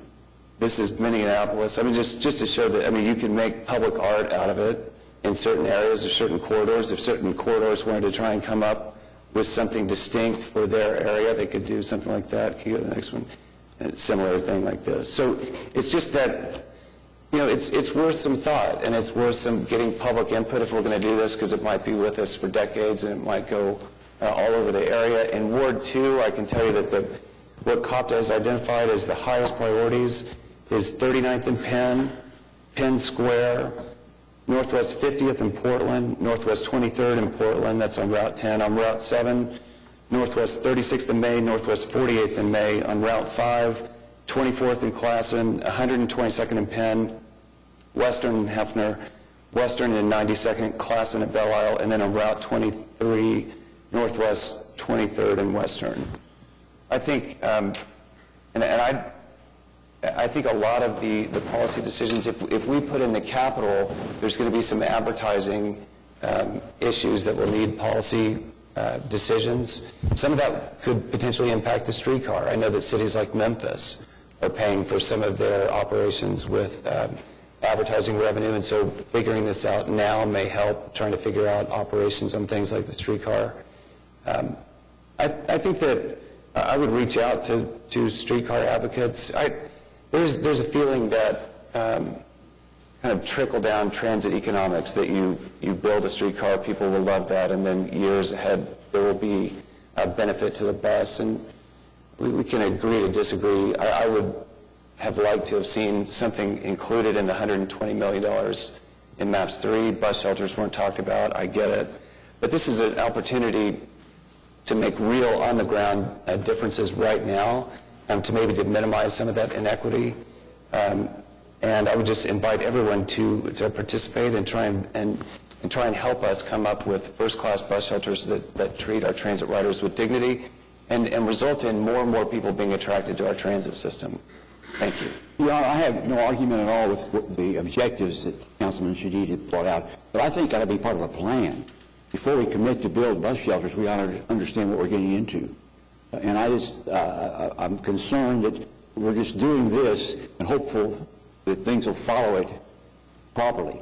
But I think we would be much better off if we had the meetings you suggested, Ed, to get the public's input, decide what the city wants to do, what our policy is, our philosophy is towards these sort of things, before we commit to building them. Because I think we need to take that preliminary step first, understand what we're doing and what the implications are before we rush in and promise people we're going to build bus shelters for them. And I think that's a good idea, but we're doing anything but rushing into it. There was a Journal Record article in 2008 when Tyler Media bought the majority of the street furniture from... But Ed, what I was from our talking about was, outdoors. rushing into it, was we have no plan here at the city to do it. We have no idea what it's going to cost. Now, how many bus shelters can we get for X amount of dollars? What kind of advertising revenue might we expect? And the idea of putting bus shelters in is a new one. We've not done it before, so I think we needed to move forward in that direction, but with some kind of a definite plan rather than just to do it and hope for things. Well, just to let you know, I mean, we've been working for months, and I've worked with COPTA, and that's how we came up with these sites. But the city council's not been involved in it. Okay. And I think the city council needs to be involved in making what I consider to be a policy decision as well as an economic decision. And I'm all about that and having public meetings, and I just want to get that process started, getting the council started, and get this done this fiscal year. Well, I think that's a great idea, but I don't think we ought to commit to spending any money building bus shelters until we have that plan in place. There are federal funds that we can leverage now. If we can get this properly vetted, and we can leverage this year federal funds to make these fund balance dollars go much farther. So it's a great idea, but I think without a plan, we would have slim chance of any getting money from the federal government. Without some kind of a plan, an economic analysis, a ridership analysis, some facts to back up what we suggested. Now, I understand there's lots of empirical examples that you pointed to that show it's a good idea, but I think in Oklahoma City we need to take a specific look at what Oklahoma City requires and what our philosophy would be. That's all. So what would you propose as the next step? That we have maybe a workshop on this idea? Where we can get some input from not only from the public, but from the city council members? And from the COPTA people, how much will it cost? What kind of advertising revenues might we expect? And I just think those sort of things need to be known before we jump into this project. Mayor, my decision to put some of this money is not, I don't believe it's in conflict with what Pat's saying, other than the fact there's not an overall city plan, which I do agree with. But what I did was I talked to Rick, and he told me that there was an 80-20 match right now available for bus shelters.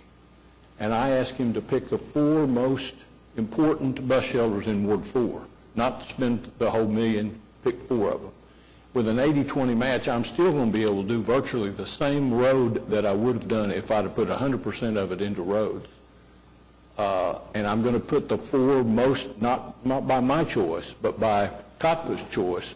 And they are, in fact, putting bus shelters where they can afford it right now. Because my first choice was, I said, I know where the one that I think, based on just my own observation, I know where it is. He said, you're right, that's the worst one in your ward, and we're already doing that one. So it's not like we're jumping out there with a new idea. As COPTA has the money, they're trying to do it already. Now, I'm not into advertising part of it. That is a discussion we've got to discuss. But to try it incrementally, ward by ward, doesn't bother me. And I don't want you to think that I disagree at all with your idea that Public Works and somebody other than me point and say, put one here, put one there, is a good idea. Because I asked COPTA, I said, I don't want any input in it. I'll tell you the one I think is the worst. And he said, you're right, it is the worst, and we're building one there. But then they came back with 3 others. So, because I do agree that the idea that we just go off and pick projects that affect a very small group of people or just affect something, what is our heartfelt view, I think that's a mistake. I don't. And we're going to have that debate, I think, at some point in time right here about one of the projects that we're talking about spending the money on. But I think as long as you stick with Public Works or the city entity that makes those decisions, I'm not troubled by that. And I wouldn't put all my money into it. I've got some areas where I don't get road money unless I do it with this $1 million. So I've got to do that. But with the 80-20 match, it's only going to just very incrementally make a difference in how much road I can do. Well, I think your theory is great, but I have some question when you say $1 million.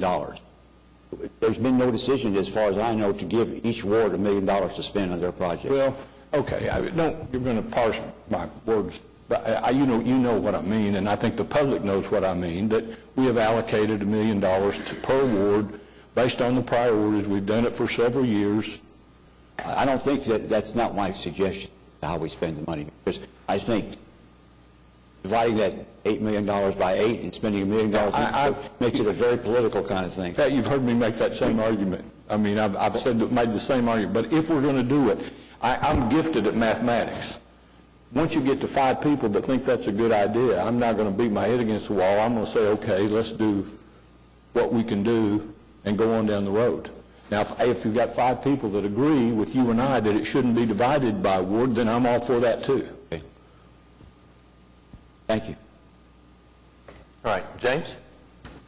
The neighborhood or neighbors night out events, there's a whole bunch going on, so I just encourage everybody to get out in their neighborhood and meet their neighbors, get involved with their neighborhood associations, because the neighborhoods that are best sustained are the ones that have the most involvement. So it's a very, very important thing to do, and I just want to point that out because there's a lot of events tonight and in the week to come. So that's it.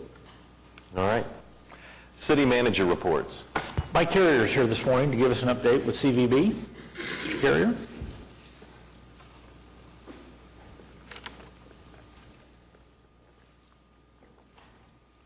Mr. Mayor. Good morning, Mike. Council, good to see you. Good to be with you all again today. It's a pleasure for me to be here today and to bring you our year-end report. I believe all of you have a copy of it, and so you've had a chance, hopefully, to look through it, talk about it in just a few minutes, and give you some of the highlights that you would see in there. I also want to thank Mr. John Williams. John is the chairman of the Convention and Visitors Commission for this year, and he has come down today to join me, and appreciate him being here. This year has been a very good year for the hospitality industry in Oklahoma City. We continue to run very strong numbers in our hotels. Our attractions have had good years. Not all of them have not had great years, but they have had good years. We have seen a number of major conventions in the city over the past year, a number of major events that have had very good attendance, excellent participation. Our hotel tax has grown by approximately 10% this past fiscal year and continues to be on the rise as the economy has returned, as our business has continued to grow stronger. So it's been a good year. As we try to do every year in presenting our program of work to you, we plan to be aggressive. We look at what we have done in the past and what we think we can do. We try to be aggressive. I would love to stand in front of you and say we met every one of the targets that we set. We didn't. But if you don't set targets, then you really don't know where you're going to go to begin with. So we try to be aggressive in what we do and get out there and work as hard as we can. I would remind you that the measurement of those targets is a snapshot at the end of a one-day period. That is the end of June of each year. And so we're not like a hotel in that every night their inventory turns over and replenishes by 100%. We're more like a retail store. If you don't sell all 24 cans of beans that are on your shelf, well, you still have those to sell tomorrow. And so we still have hotel rooms. We still have tentative pieces of business that our group has worked on that are in the decision-making process. As a matter of fact, at the end of this past fiscal year, we had over 100 pieces of business still in the pipeline, groups that we had talked to during the year that had not made decisions. So there's a lot of folks out there, a lot of people that are making decisions on their schedules. We continue to work with them very hard. It was a good year for us. Our hotels are running high numbers. Our equine and livestock events continue to be very prosperous for Oklahoma City, continue to grow, and continue to show promise. Our convention business has been very good. The challenges that we've had in the convention business are some of the same things that I've talked to you about before. The lack of the size of facility that we would like to have and that keeps us from booking concurrent events very often and working back-to-back events efficiently. One of the things that has challenged us with this year, and we're seeing more of, is regional and local events that produce more local traffic, and by doing that, they lower the value of the dollar value of what's being spent in the city. People are not staying in hotels because they're able to stay at home and drive in. They're not spending as much in restaurants or in other local attributes when we are faced with those kinds of issues, as we would see for a large national event such as when we had the U.S. Conference of Mayors a couple of years ago. So we continue to work hard to bring in higher value pieces of business, groups that will have all of their folks or the predominant number of their folks from out of town required to stay in hotels. They spend a lot more money, and we're delighted to have those. But it's been good for us. The fourth quarter, we booked 45 conventions, hosted almost 290 motor coach groups.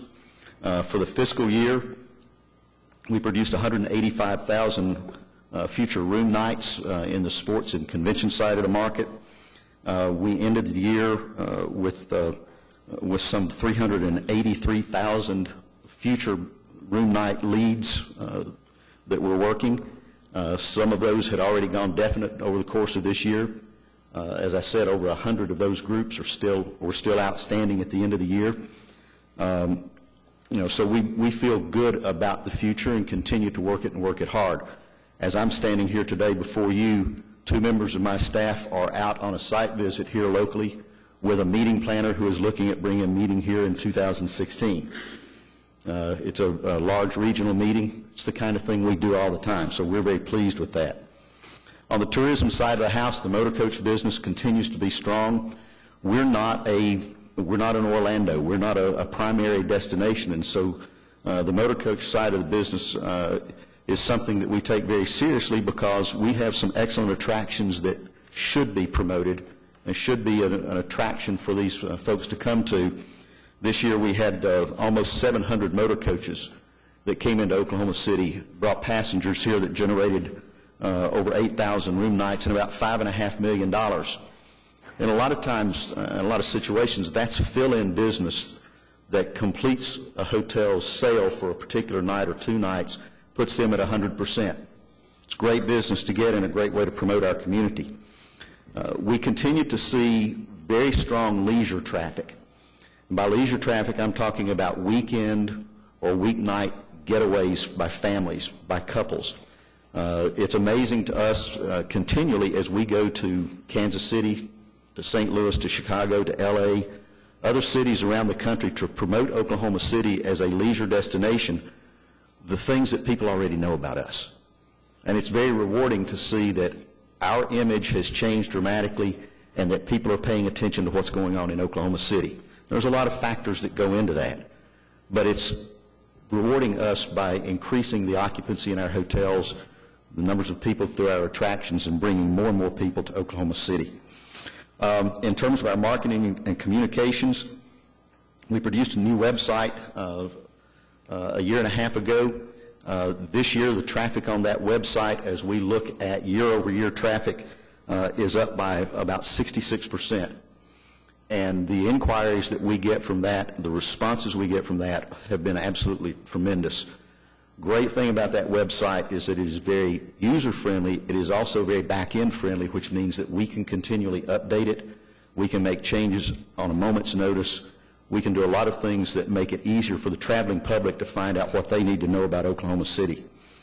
We also deal in what's called non-paid or earned media. These are stories that get published in things like the Wall Street Journal or the New York Times or various publications around the country. It's been interesting to us because over the last several years there's been a lot of talk about social media taking over and that print media is dying.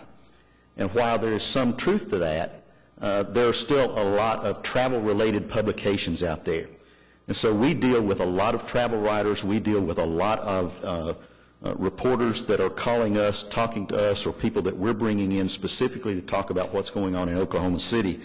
And that has generated over $1 million in free publicity for us. And us, I mean Oklahoma City in that regard. People that are writing stories out there that are very complimentary about Oklahoma City and telling what's going on. One of the things that I'm very proud of, this pin that I'm wearing is for the Certified Tourism Ambassador Program. It's a program that started in Kansas City and that we brought to Oklahoma City last year.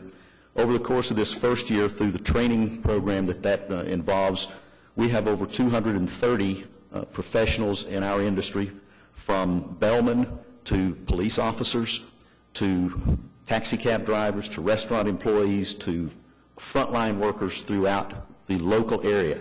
Edmond, Norman, and Oklahoma City have partnered on this. We've got a little over 230 folks that have gone through this training. There are over 1 million CTAs across the country, and we're a part of that now. And I would invite all of the members of council to take the 4 hours to come to one of those courses, sit down and go through them.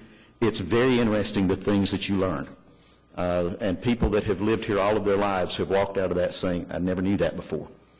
I didn't know that that existed. I didn't know the backstory behind that.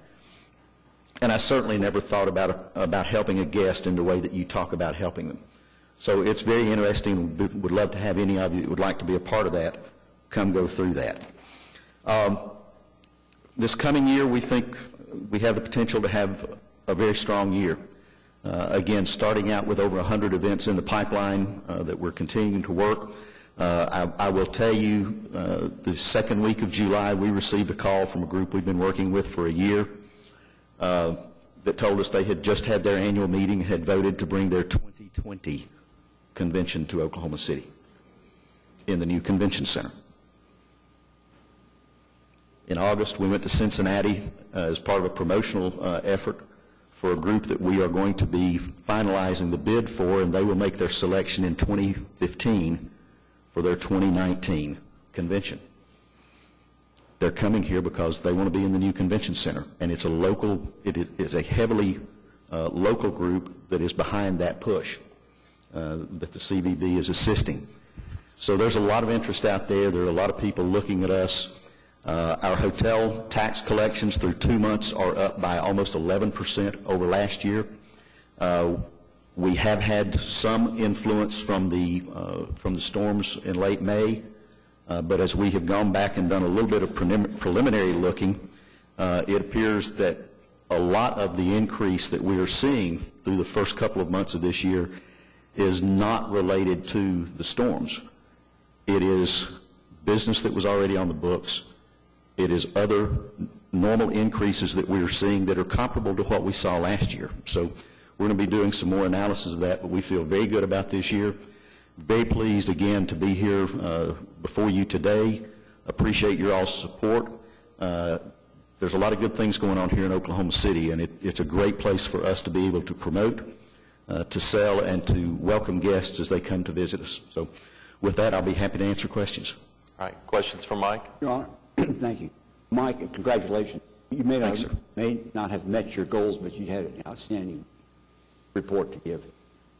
My question is, do you make any effort to get this to the press, the results? This information? We will now.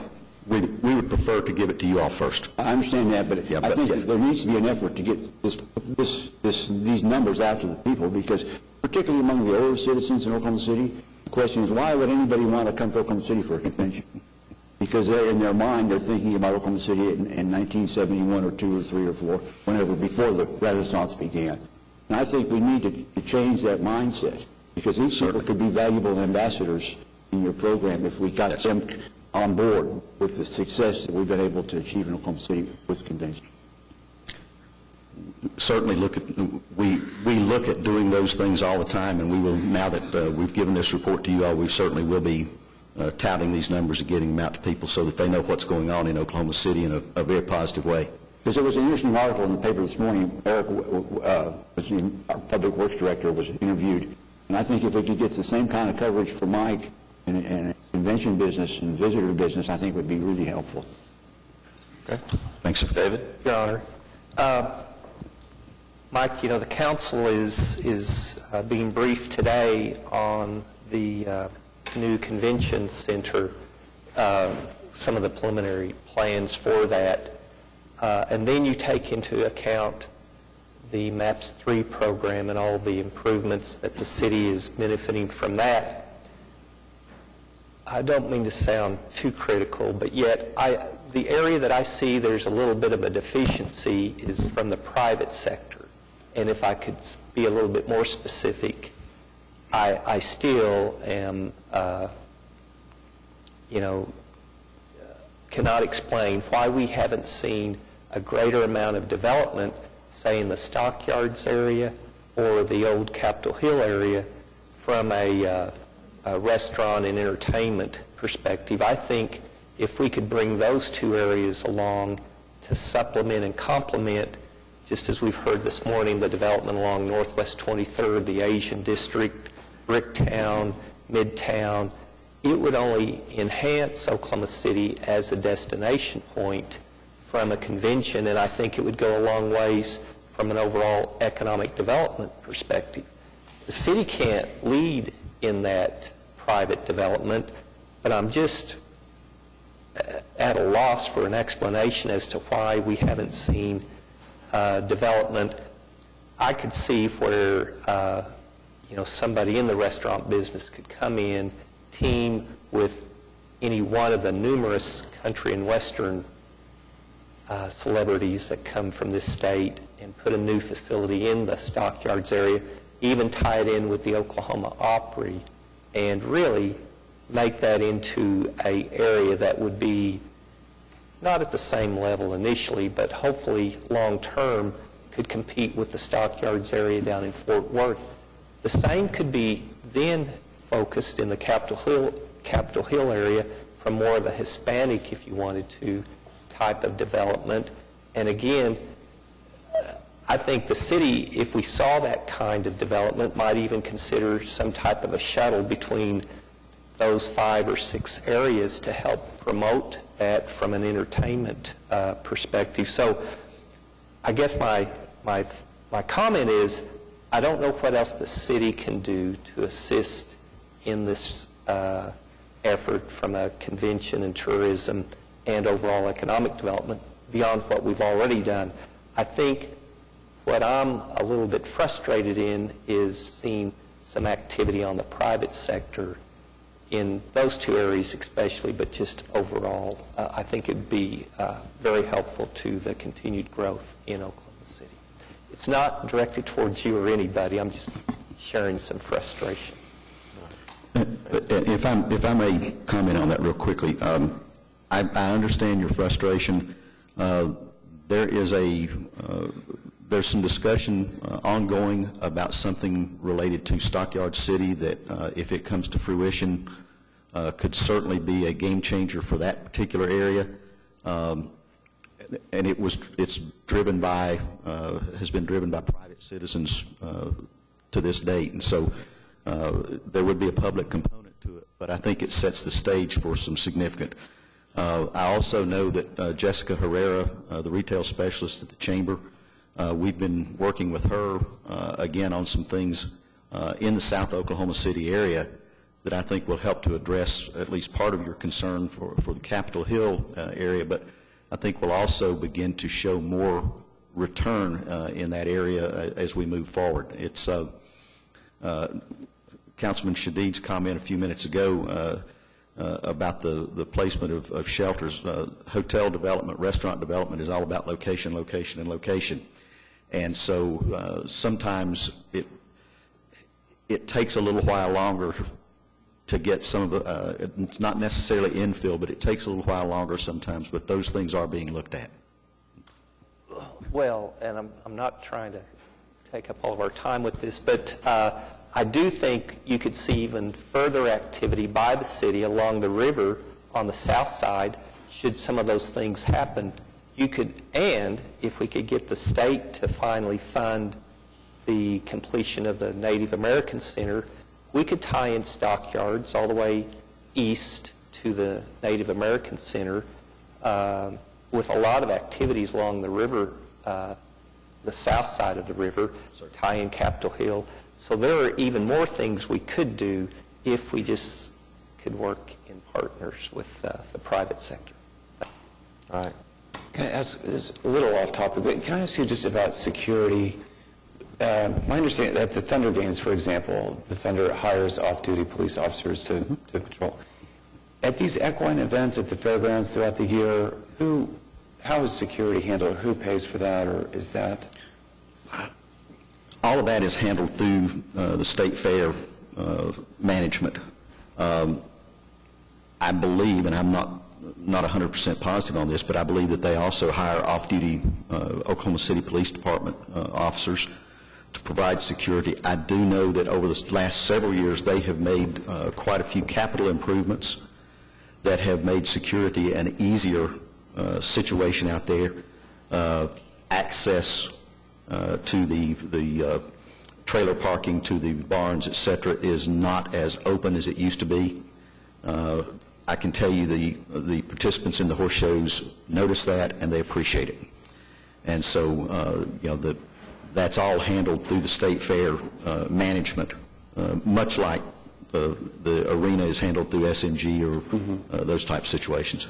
So it's off topic from this, but let me just ask, just because the State Fair starts on Thursday, and I'm just curious how we divert as many as 70 officers to the State Fair who are on duty, correct?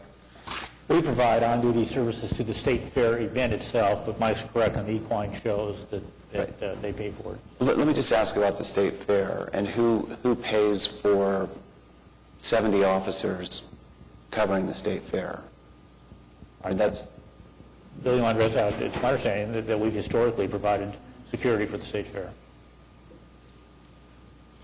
Yeah, historically, we've always provided we schedule officers for the State Fair to cover the times while it's open. I mean, that seems like a large number of officers, 70, they need to be doubled up. You're pulling people in for overtime. I mean, if you have 70 at the State Fair, you got to have a certain number covering the city. Right. During this time of the year, we try not to schedule vacation time, those types of things. We try to stay fully staffed as much as possible so that we can schedule those hours. There's very little overtime that's actually scheduled out the State Fair. It's usually just on-duty time from the different divisions. So we use the existing manpower. Has there ever been debate historically about who would pay for that security? No, not really. No. Okay. Thanks. Okay. Mike, thanks very much. Thank you, sir. Anything else on city manager reports? Yes, I do want to highlight there's a disaster recovery status report that's in your packet. Frank Barnes put it together. It's very, very comprehensive. I asked Frank for a 2-3-page report, and I got a 10-page report, and I was going to edit it, and I couldn't find anything to take out of it because it's very, very comprehensive, from the damage that occurred during the events to the recovery efforts that take place, the debris removal, the code enforcement that we're doing, the damage to city facilities and property, and so it's a really good summary of what happened during this early summer's events. Happy to answer any questions. All right. Citizens to be heard? Well,